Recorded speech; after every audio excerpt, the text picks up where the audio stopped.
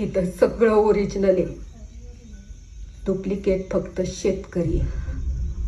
म्हणून काय आपण शेती करायचीच नाही का? करत राहिलो तर उद्या मी, परवा तुम्ही,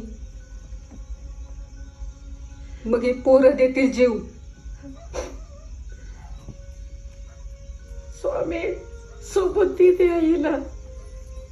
हिचं काही चुकलं असलं तर तुमचं लेकरू समजून माफ करा आणि तिची चूक पदरात घ्या. तिला माफ करा महाराज. तुम्हाला खरंच ऐकू येतं का हो या भाबड्यांच्या मनातलं? हगल्या मुतल्याला रडगानं घेऊन तुमच्या मोर येतात. यांच्यासारखे लोक आहेत म्हणून तुझ्यासारख्यांना सहन करतो मी, नाहीतर माझा हिसका दाखवलाच तरी. असं मग माझा नवरा नव्हता का यांच्यातला?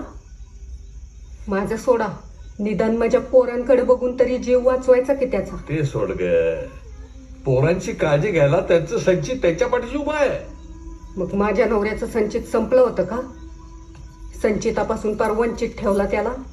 माझं अस्तित्व नाकारणारा बाईनं संचितावर न बोललेलं जास्त बरं. तुम्हाला अस्तित्व आहे? जो मानतो त्यासाठी नक्कीच. चला मग मी पण तुमचं अस्तित्व मान्य करते. मानायलाच पाहिजे. पण माझी एक अट आहे. मान्य आहे. न ऐकताच.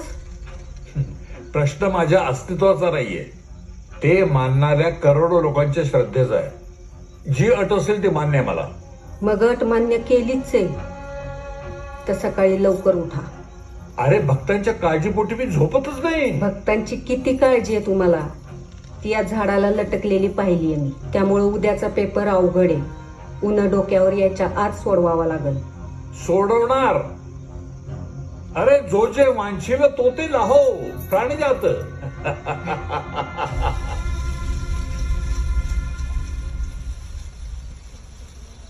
ए माझी आई, परीक्षा द्यायला परीक्षा हॉल मध्ये नेण्याऐवजी या टमाटोच्या बॉल मध्ये का घेऊन आलीस तुम्हाला? हे सगळं काय आहे? शेतकऱ्याचं फाटकन नशीब. चला तुम्ही तुमची परीक्षा द्या. चला मॅडम, प्रश्नपत्रिका द्या. तुम्ही प्रश्नपत्रिकेतच उभे आहात.